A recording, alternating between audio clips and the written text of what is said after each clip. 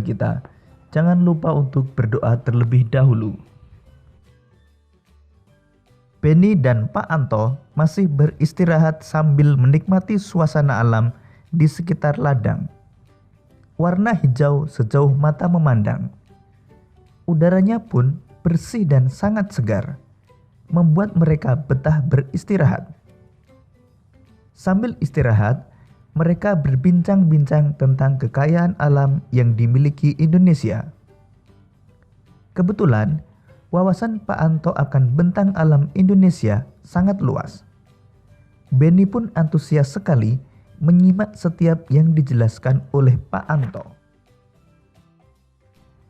Penampakan alam pada bentang alam Indonesia merupakan salah satu yang terlengkap di dunia. Penampakan alam itu meliputi laut, pantai, dataran rendah, lembah subur, padang rumput, sungai, danau, bukit, pegunungan, hingga gunung. Sekarang, mari kita belajar lebih jauh tentang penampakan alam di Indonesia.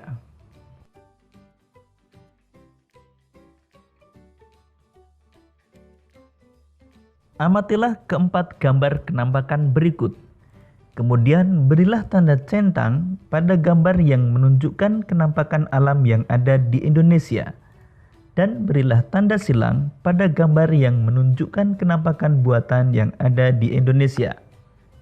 Gambar pertama gunung, merupakan penampakan alam. Gambar kedua sungai, merupakan penampakan alam. Gambar ketiga danau, merupakan penampakan alam. Dan gambar keempat bendungan, merupakan penampakan buatan. Sahabat cerdas, dari gambar tersebut kita mengetahui ada penampakan alam dan penampakan buatan. Lalu apa itu penampakan alam dan penampakan buatan? Mari kita belajar lebih jauh mengenal penampakan alam dan penampakan buatan.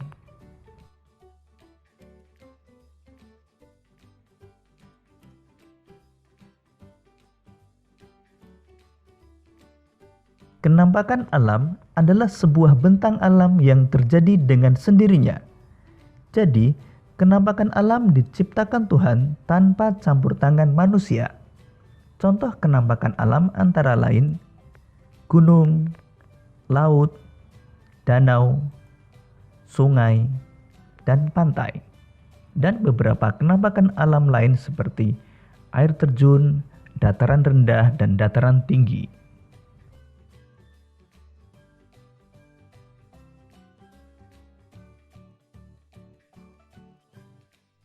Sedangkan penampakan buatan adalah penampakan yang dibuat manusia untuk kepentingan tertentu. Contohnya, waduk, sawah, jalan, pemukiman penduduk, dan bandara. Dan beberapa penampakan buatan lain seperti terminal, pasar, dan lain sebagainya. Sahabat cerdas, penampakan alam pada bentang alam Indonesia merupakan salah satu yang terlengkap di dunia. Bentang alam di Indonesia sangat bervariasi. Masing-masing wilayah memiliki karakteristik masing-masing yang membedakan dengan wilayah lain di Indonesia. Sekarang, mari kita mengenal bentang alam di setiap pulau-pulau besar di Indonesia.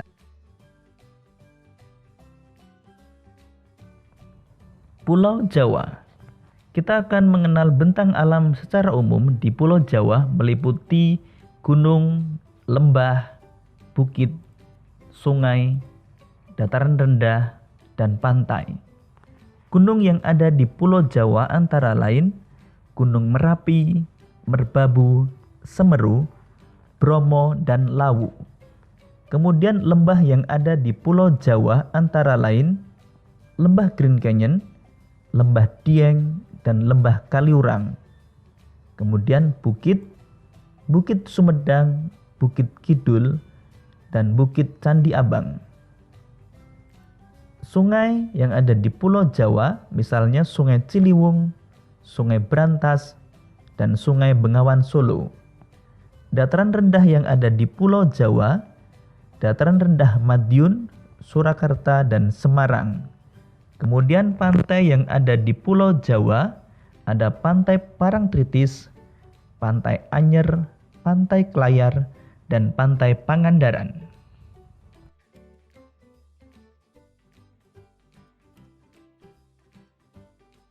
Pulau Sumatera.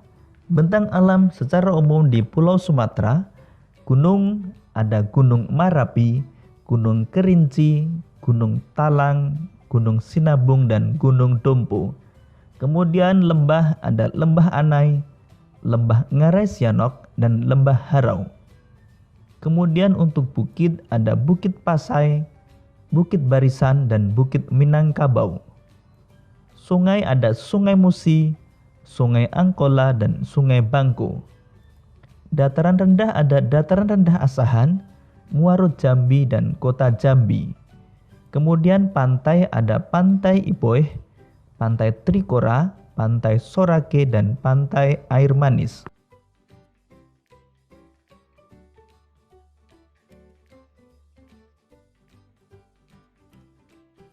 Pulau Kalimantan. Bentang alam secara umum di Pulau Kalimantan, gunung ada Gunung Bukit Raya, Gunung Liangpran, Gunung Menyapa, Gunung Asing, dan Gunung Batu Tilan. Kemudian lembah ada Lembah Bawang dan Lembah Kahung. Bukit ada Bukit Lintang, Bukit Kelam, dan Bukit Langara. Kemudian sungai ada Sungai Kapuas, Sungai Mahakam, dan Sungai Martapura. Dataran rendah ada Dataran Rendah Redep, Pulau Kapuas, dan Ketapang. Kemudian pantai yang ada di Pulau Kalimantan ada Pantai Maratua, Selimpai, Tanjung Batu, dan Pantai Kubu.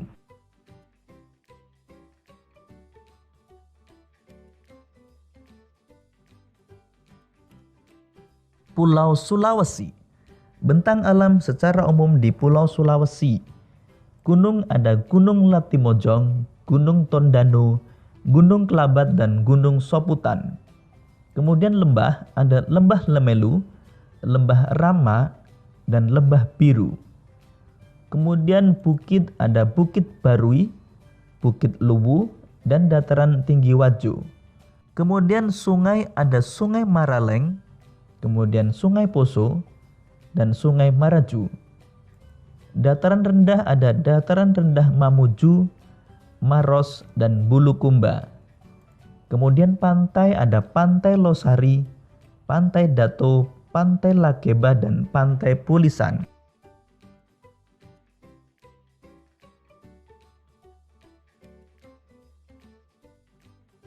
Pulau Papua. Bentang alam secara umum di Pulau Papua. Gunung ada Gunung Puncak Jaya, Puncak Mandala, dan Puncak Trikora. Kemudian lembah ada Lembah Baliem, Lembah Kaputo, dan Lembah Surgi. Bukit ada Bukit Karang, Bukit Kobre, dan Bukit Tungkuwiri. Kemudian sungai ada Sungai Digul, Sungai Membramo, dan Sungai Undir. Dataran rendah ada Dataran Rendah Pesisir Arafuru, kemudian Merauke, dan pesisir selatan Papua. Kemudian pantai ada Pantai Teluk Triton, Pantai Lampu Satu, Pantai Bakaro, dan Pantai Pulau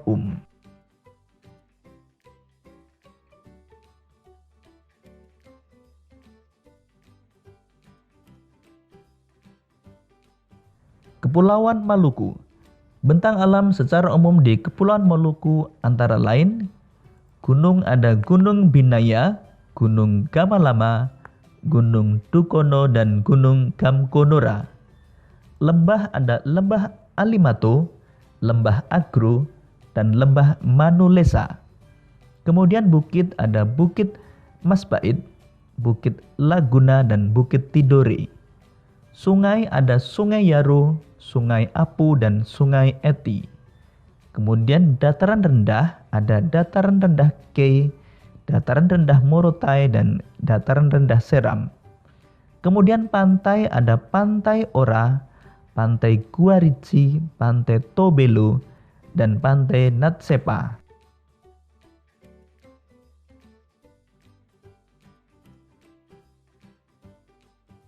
Pulau Bali. Bentang alam secara umum di Pulau Bali.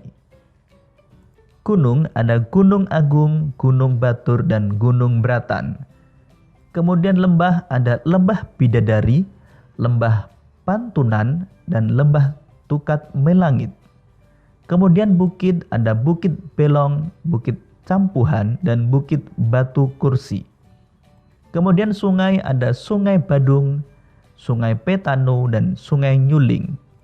Dataran rendah ada Dataran rendah Gianyar, Dataran rendah Tabanan, dan Dataran rendah Buleleng. Kemudian pantai ada Pantai Nusa Dua, Pantai Kuta, Pantai Sanur, dan Pantai Jimbaran.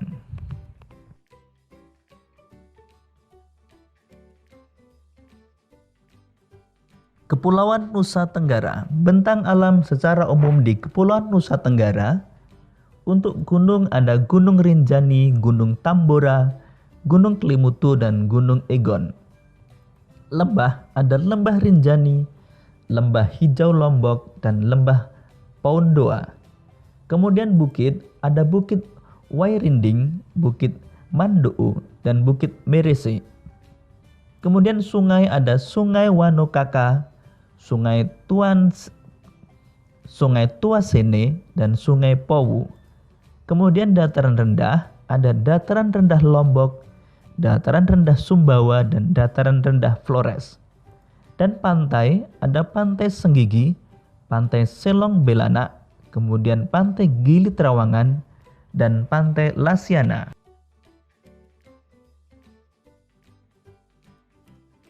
Demikian tadi sahabat cerdas, bentang alam yang ada di wilayah Indonesia. Bentang alam wilayah Indonesia yang bervariasi tidak terlepas dari keadaan iklim Indonesia. Lalu tahukah kalian apa itu iklim? Iklim adalah keadaan rata-rata cuaca pada suatu wilayah dalam jangka waktu yang relatif lama. Sedangkan cuaca adalah keadaan suhu udara, tekanan udara, curah hujan, angin, dan sinar matahari pada waktu pendek dan tempat tertentu. Sekarang mari kita mengenal iklim yang ada di Indonesia.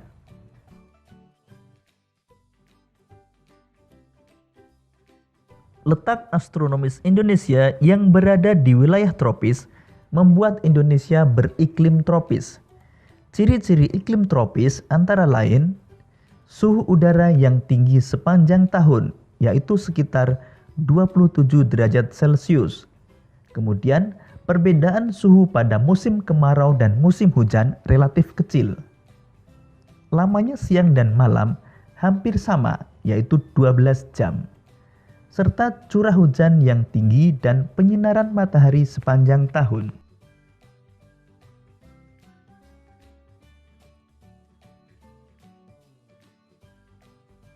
Secara umum, keadaan iklim di Indonesia dipengaruhi 3 jenis iklim, yaitu iklim muson dipengaruhi angin musim yang berubah-ubah setiap periode waktu tertentu. Satu periode perubahan adalah 6 bulan. Yang kedua, iklim tropis terjadi karena Indonesia berada di daerah tropis. Suhu tinggi mengakibatkan penguapan tinggi dan berpotensi terjadinya hujan. Dan yang ketiga, iklim laut terjadi karena Indonesia memiliki wilayah laut luas, sehingga banyak penguapan dan mengakibatkan hujan.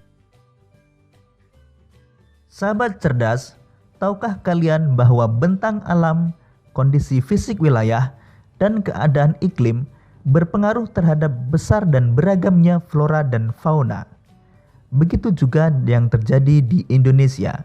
Sekarang, mari kita mengenal beragamnya flora dan fauna yang ada di Indonesia.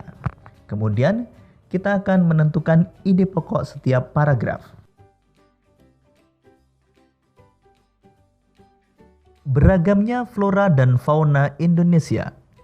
Indonesia sangat kaya dengan keragaman flora dan fauna. Keanekaragaman hayati Indonesia bahkan termasuk 3 besar dunia bersama dengan Brazil di Amerika Selatan dan Zaire di Afrika. Jumlah spesies tumbuhan di Indonesia mencapai 8.000 spesies yang sudah teridentifikasi dan jumlah spesies hewan mencapai 2.215, terdiri atas burung, reptil, mamalia, dan kupu-kupu. Kalimat utama pada paragraf pertama adalah kalimat pertama. Jadi ide pokok pada paragraf pertama dapat kita tuliskan, Indonesia sangat kaya dengan keragaman flora dan fauna.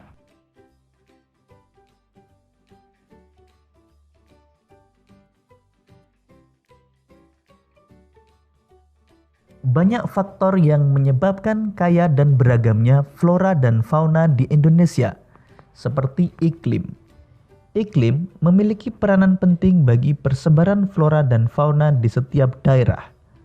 Dalam iklim terdapat faktor kelembapan, suhu udara, dan angin. Kelembapan udara dan suhu udara sangat penting bagi pertumbuhan fisik tumbuhan. Sedangkan angin dapat mempengaruhi proses penyerbukan pada tumbuhan. Sebagai contoh, tumbuhan yang berada di iklim tropis akan tumbuh subur sepanjang tahun karena memiliki sinar matahari dan curah hujan yang cukup. Jika tumbuhan dapat hidup dengan baik di suatu daerah, maka akan memancing hewan-hewan untuk datang, karena tumbuhan merupakan bahan makanan yang penting bagi sebagian besar hewan. Bukti dari pernyataan tersebut dapat dilihat dan dibandingkan antara daerah dengan curah hujan tinggi seperti Indonesia dibandingkan dengan daerah gurun yang curah hujannya sangat kecil. Keanekaragaman flora dan fauna di Indonesia jauh lebih banyak dibandingkan dengan keanekaragaman flora dan fauna daerah gurun.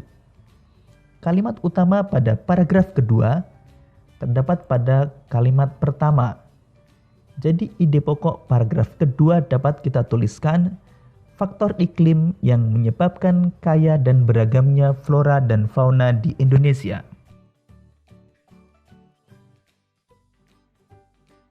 Faktor penyebab kaya dan beragamnya flora dan fauna di Indonesia adalah tanah.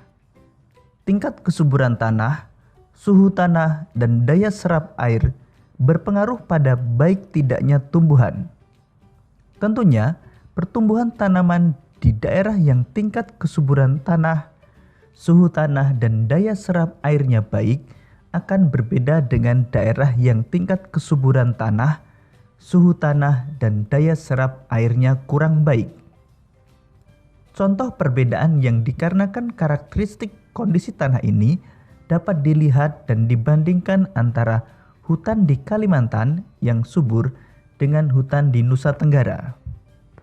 Kalimat utama pada paragraf ketiga adalah kalimat pertama, sehingga ide pokok dapat kita tuliskan, faktor penyebab kaya dan beragamnya flora dan fauna di Indonesia adalah tanah.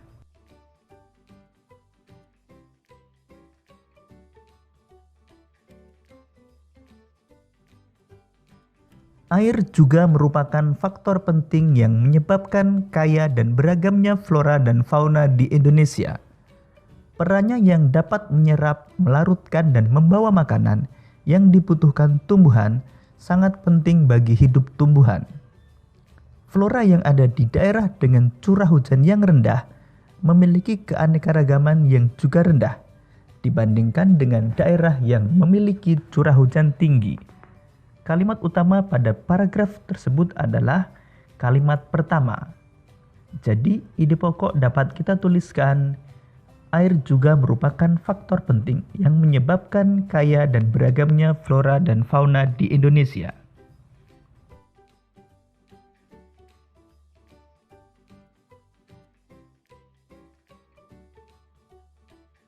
Selain iklim, tanah, dan air yang merupakan faktor abiotik, ada juga faktor biotik yang mempengaruhi kaya dan beragamnya flora dan fauna di Indonesia, yakni manusia.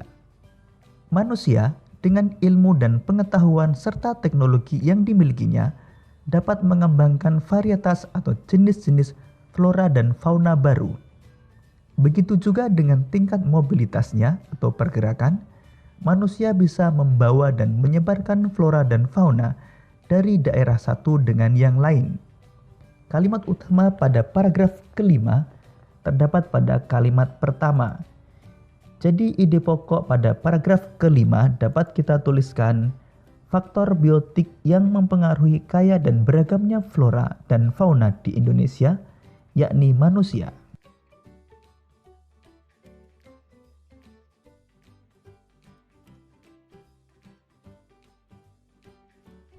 Di sisi lain, manusia juga mempengaruhi keberlangsungan hidup flora dan fauna. Pembangunan rumah, pembukaan lahan, penebangan besar-besaran, perburuan liar, serta pencemaran lingkungan adalah contoh perilaku dan sikap manusia yang bisa mengancam keberadaan dan keberlangsungan hidup flora dan fauna. Kalimat utama pada paragraf ke-6 terdapat pada kalimat pertama. Jadi ide pokok paragraf ke-6 dapat kita tuliskan, manusia mempengaruhi keberlangsungan hidup flora dan fauna di Indonesia.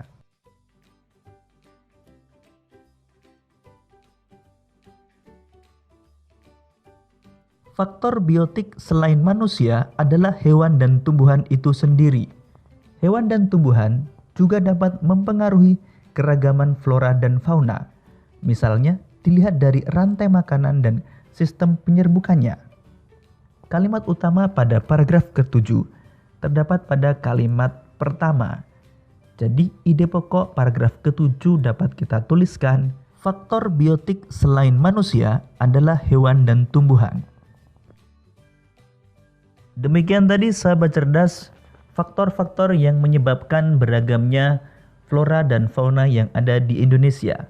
Selanjutnya kita akan belajar untuk mengenal persebaran flora dan fauna di Indonesia.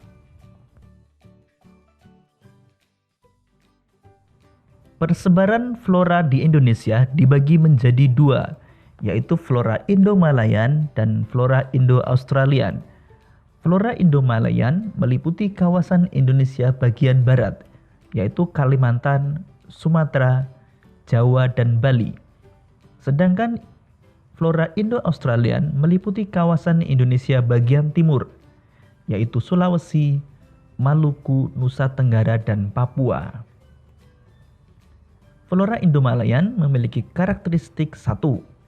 Jenis meranti-merantian sangat banyak. 2. Terdapat berbagai jenis rotan. 3. Tidak terdapat hutan kayu putih. 4. Jenis tumbuhan matoa sedikit jumlahnya. 5.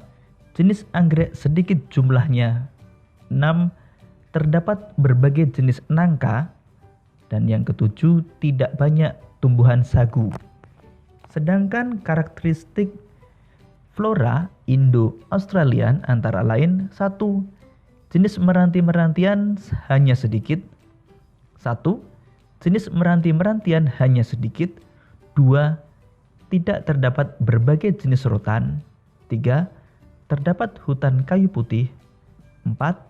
Terdapat berbagai jenis tumbuhan matoa. 5. Jenis anggrek banyak. 6. Tidak terdapat jenis nangka. 7. Banyak terdapat tumbuhan sagu.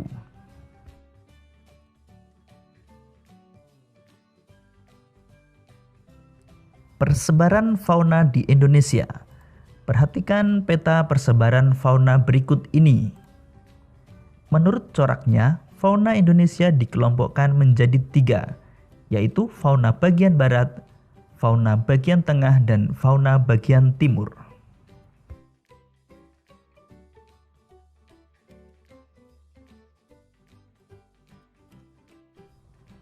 Fauna bagian barat dan tengah dipisahkan oleh garis Wallace, sedangkan fauna bagian timur dan tengah dipisahkan oleh garis Weber.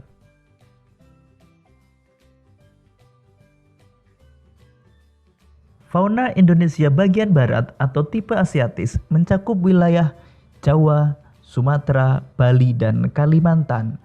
Contoh hewan yang termasuk tipe Asiatis antara lain gajah, badak bercula 1, harimau Sumatera, orang utan, dan beruang madu.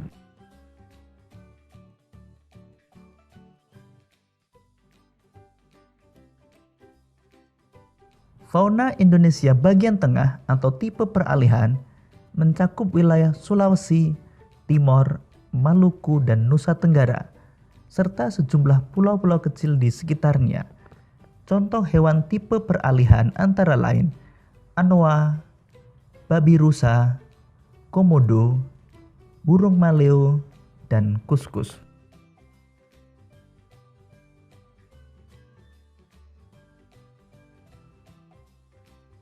Fauna Indonesia bagian timur atau tipe Australis mencakup wilayah Halmahera, Papua, dan Kepulauan Aru. Contoh hewan tipe Australis antara lain burung cendrawasih, burung nuri, walabi, burung kasuari, dan kanguru pohon. Demikian sahabat cerdas keragaman flora dan fauna yang ada di Indonesia. Kita sebagai bangsa Indonesia wajib untuk melestarikan keberadaan flora dan fauna tersebut. Tindakan seperti pembakaran hutan, penebangan liar, dan perburuan liar dapat mengancam keberadaan flora dan fauna dan dapat menyebabkan punahnya jenis flora dan fauna tertentu. Tindakan tersebut tidak sesuai dengan sila-sila Pancasila. Oleh karena itu, kita harus mengembangkan sikap dan perilaku yang baik yang sesuai dengan nilai-nilai luhur Pancasila. Sekarang mari kita mengenal penerapan nilai-nilai sila Pancasila. Pengamalan sila-sila Pancasila. Sekarang mari kita pasangkan antara sila-sila Pancasila dengan pengamalannya. Sila pertama, mempersilahkan teman untuk melaksanakan peribadahan. Sila kedua, menjenguk teman yang sakit. Sila ketiga, belajar kesenian dari daerah lain. Sila keempat, menggunakan hak pilih dalam pemilu. Dan sila kelima, mengadili pelanggar hukum sesuai dengan undang-undang.